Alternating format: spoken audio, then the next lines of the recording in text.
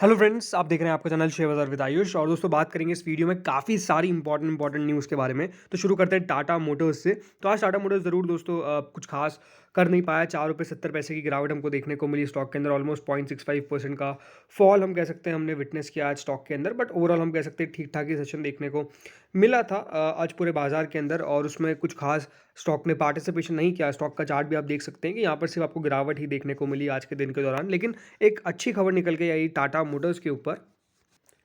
पहली खबर फ्रेंड्स ये है कि टाटा मोटर्स को एक बड़ा ऑर्डर मिला है। जी हाँ, commercial vehicle manufacture Tata motors को Uttar Pradesh state road transport corporation यानी यूपीएस आरटीसी से almost 1350 units of Tata LPO 1618 vehicle bus chassis and which are specially design for intercity and long distance travel. इस तरीके के बेसिकली कंपनी को ऑर्डर मिलता हुआ देखने को मिला है। ऑलमोस्ट 1350 गाड़ियों का ऑर्डर हम कह सकते हैं मिलता हुआ नजर आया है। पहले भी दोस्तों अशोक लेलैंड को भी एक ऑर्डर मिला था from Tamil Nadu government for providing 552 ultra low entry diesel non AC buses. और हम कह सकते हैं कि टाटा मोटर्स को भी मिलता हुआ नजर आया। तो बिल्कुल यहाँ पे भी हम कह सकते हैं एक अपॉर्चुनिटी कंपनीज तलाश रही है। और इस अपॉर्चुनिटी का बिल्कुल रिजल्ट भी हमको देखने को मिल रहा है। जो कंपनीज को ऑर्डर मिल रहे हैं 1350 यूनिट्स का ऑर्डर अपने आप में काफ़ी शानदार होता है, इसमें कोई दोहराई नहीं है। तो ज़रूर देखिए, वैसे तो एक खबर बाजार के दौरान ही निकल के आ गई थी तो इसका कोई खास रिएक्शन देखने को नहीं मिला। बट ज़रूर देखिए एक पॉजिटिव बात है because at the end company के ये तो आखिर जुड़ता कहाँ पे रेवेन्यू के अंदर ही ना। तो बिल्कुल ये अपने आप में कह सकते हैं एक पॉजिटिव बात कंपनी के लिए आपको देखने को मिल रही है। बाकी आज दोस्तों शेर खान की भी रिपोर्ट निकल के आई थी टाटा मोटर्स पे। और उनके द्वारा टाटा मोटर्स पे एक अच्छे अप्रूवल दिया गया है। उनका मानना है कि जो कंपनी है Tata Motors has secured CMVR type approval certificate for its hydrogen fuel cell powered buses. It has established itself in EV spaces and are trying to gain experience in the hydrogen fuel technology. JLR is expected to perform better in H2 FY24। तो basically commentary आई और commentary हम कह सकते हैं more over काफ़ी positive देखने को मिली। इसलिए उनका आउटलुक जो था वो टाटा मोटर्स पर देखने को मिला with a target price of ₹840। जी हाँ, ₹840 का एक्सपेक्टेशन बताया गया on continued improvement in the JLR PV and CV business and further reduction in the net automotive debt. तो अपने आप में कह सकते हैं ब्रोकरेजेस का जो व्यू है वो काफ़ी पॉजिटिव देखने को मिल रहा है टाटा मोटर्स पे। अगली बात करते हैं दोस्तों मझगांव डॉक पे। और मझगांव डॉक में तो हम कह सकते हैं एक ड्रीम रन, एक पूरा ड्रीम ईयर रहा है। मैं ये कह सकता हूँ मझगांव डॉक के जो भी शेयर होल्डर्स थे उनके लिए ड्रीम ईयर रहा है। बिकॉज जिस तरीके की तेज़ी इस पूरे एक साल के अंदर स्टॉक ने करके दिखाई है ये इंप्रेसिव नहीं है, बहुत मैसिव है। और जब से दोस्तों ये शेयर लिस्ट हुआ है तब से ऑलमोस्ट 1262% 1262% के शानदार रिटर्न्स आपको कंपनी डिलीवर करें। और लिस्टिंग कब हुई थी 2020 में ₹168 पे। उसके बाद दोस्तों देखिए स्टॉक धीरे धीरे करके ऊपर बढ़ता गया। और हम कह सकते हैं कि अब जिनके पास भी ये शेयर है बस वो खुशी मना रहे हैं। क्योंकि इस तरीके के दोस्तों रनर अप बहुत कम कंपनीज में देखने को मिलता है। लेकिन बस 3 साल के टाइम फ्रेम के अंदर 3-4 साल के टाइम फ्रेम में स्टॉक ने कमाल नहीं धमाल किया, ये हम कह सकते हैं। और आज भी तेज़ी देखने को मिली है। स्पेसिफिकली देखिए इंपॉर्टेंट ये सॉरी मझगांव डॉक में कि आप बने रहिए। मतलब ये जिस इंडस्ट्री को बिलोंग करती है ये लगातार ग्रो कर रही है। और मेरे हिसाब से इनके अंदर पोटेंशियल अनलॉक नहीं हुआ था और अब वो पोटेंशियल अनलॉक होता हुआ देखने को मिल रहा है, जो आई थिंक इन कंपनीज को काफ़ी फेवर कर रहा है। अगला है HAL। ये भी एक डिफेंस कंपनी जो शानदार नहीं धमाल कर रही है। आज भी 4% तक दोस्तों यहाँ पर हम कह सकते हैं अप मूव देखने को मिला है। और HAL भी कोई रुकने का नाम नहीं ले रहा है। एक महीने में शेयर 23%, 6 महीने में शेयर 53%, एक साल में शेयर 123%। एंड पिछले कुछ समय में स्टॉक ऑलमोस्ट 400% के रिटर्न जब से लिस्ट हुआ तब से 400% के दमदार रिटर्न हमको डिलीवर करता हुआ देखने को मिला है। एंड यहाँ से जो तेज़ी है ये रुकने का नाम नहीं ले रही है। सिंपल बात है, देखिए इनके अंदर भी क्या है, डिफेंस कंपनीज में ऑर्डर्स पे ऑर्डर्स आपको देखने को मिल रहे हैं। मतलब इनके पास काम की कोई कमी नहीं है। और पहले तो दोस्तों यहाँ पर नेशनल ऑर्डर्स मिलते थे लेकिन अब दोस्तों इंटरनेशनल ऑर्डर्स मिल रहे हैं, जो आई थिंक इन सारी कंपनीज को काफ़ी बूस्टअप भी कर रहा है। और इसलिए मुझे लगता है कि तेज़ी भी देखने को मिल रही है हिंदुस्तान एरोनॉटिक्स के अंदर लगातार। क्योंकि कंपनी को जिस तरीके से ऑर्डर्स मिल रहे हैं और जिस तरीके से डिफेंस के पैमाने पर सरकार भी अपने आप को मजबूत करने पर लगी हुई है। हर देश की सरकार, एक देश की सरकार नहीं, हर देश की सरकार। तो आई थिंक एक ऐसा सेक्टर है जो आई थिंक बहुत ज़्यादा फोकस में रहेगा आने वाले समय के अंदर। इसीलिए HAL के अंदर लगातार हमको जो तेज़ी देखने को मिल रही है एटलीस्ट हम उसको जस्टिफाई भी कह सकते हैं। और जब भी दोस्तों HAL चलता है तो BDL ना चला, ऐसा हो सकता है क्या? आज BDL 7.45% बढ़ा है। और BDL ने तो एक महीने में 45% के दमदार रिटर्न्स दिए हैं।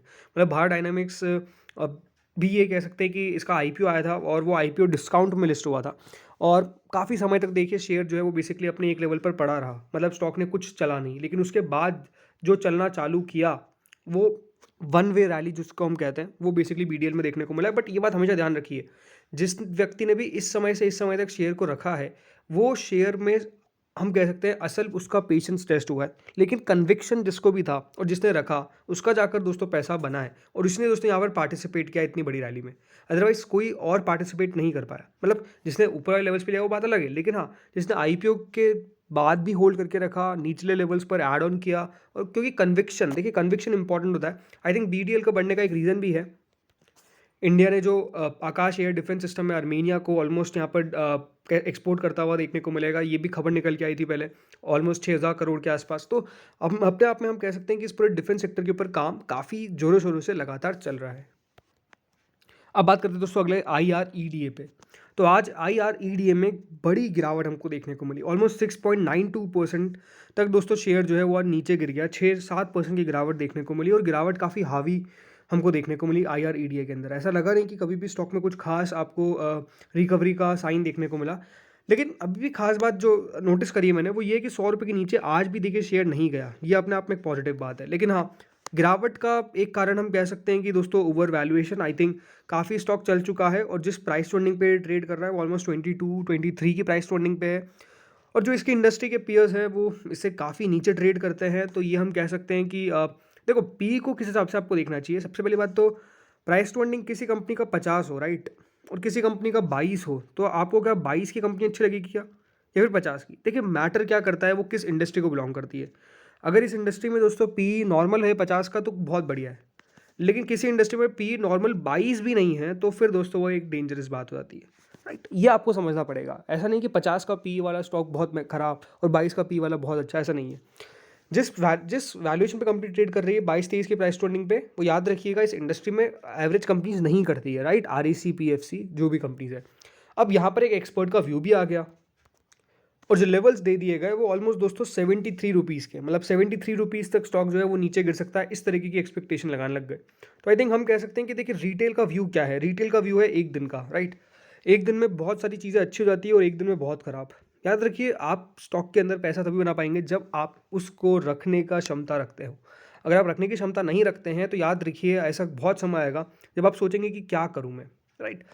अगेन सिंपल बात है कि अगर आपको कंपनी में कन्विक्शन है ना, तो कोई एक दिन की गिरावट से कोई फ़र्क नहीं पड़ेगा, राइट। और एक आपको कंपनी में कन्विक्शन है नहीं तो एक दिन की तेज़ी से भी कोई फ़र्क नहीं पड़ना चाहिए। सिंपल सी बात है, क्योंकि आपको मुनाफा ही अगर सिर्फ बांधना है और सिर्फ मुनाफा बांध बांध के निकलना है तो फिर देखिए कोई बड़ा पैसा शेयर बाजार में नहीं बनेगा आपका। ये बात तो आपको ही पता है। तो अगर आपको कंपनी में कन्विक्शन है तो इस गिरावट से कोई दिक्कत नहीं है, और नहीं है तो फिर तो ठीक है, आपको पता है कि आपको क्या करना है।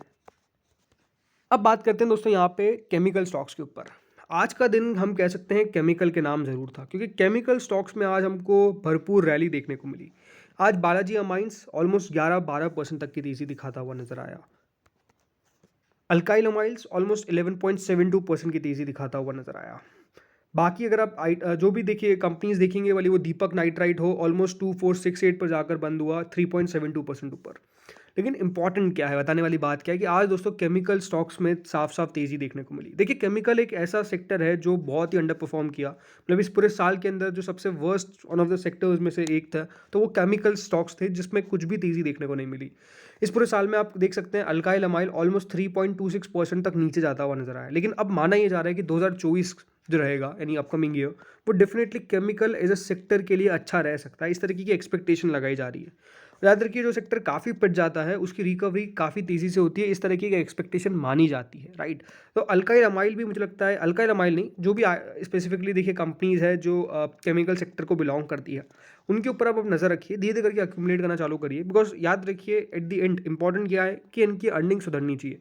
अगर कंपनीज की अर्निंग सुधरना चालू कर गया तो सब कुछ बढ़िया है, लेकिन हाँ अर्निंग्स नहीं सुधर पाती है तो फिर एक प्रॉब्लम ज़रूर रहेगा। बट मुझे लगता है कि कितना समय तक देखिए कोई केमिकल स्टॉक्स ख़राब करेंगे, केमिकल कंपनीज ख़राब करेगी, एक ज़रूर पीरियड आता है। जैसे कि एक केमिकल सेक्टर है, दूसरा एक सेक्टर जो मुझे लगता है ख़राब लगातार कर रहा है वो है टेक्सटाइल, राइट। ये कुछ सेक्टर्स है जो लगातार ख़राब कर रहे हैं, लेकिन याद रखिए इनका भी समय आ जाएगा और ये भी सब वापस से देखिए और वह कह सकते हैं ना इन लाइन आ जाएंगे। तो कोई प्रॉब्लम नहीं है, जस्ट पेशेंस रखना पड़ेगा। लेकिन हाँ अच्छे केमिकल स्टॉक्स में अब धीरे करके आप एंट्री लेना स्टार्ट करिए।